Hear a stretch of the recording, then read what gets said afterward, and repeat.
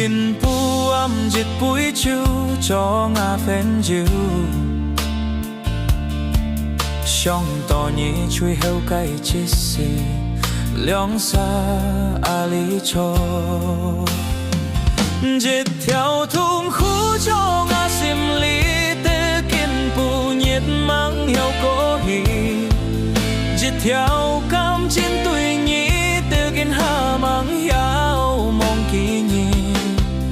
ngà cây sim chín tuổi nhị kinh sống tu kinh chim nhị ngày chui ơi cây nhìn ngày mò sông to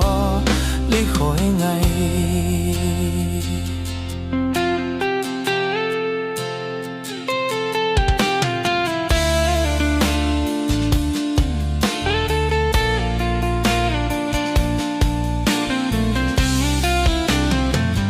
dịch theo thung khu cho ngà sim lý tê kinh pu nhiên mang heo có hì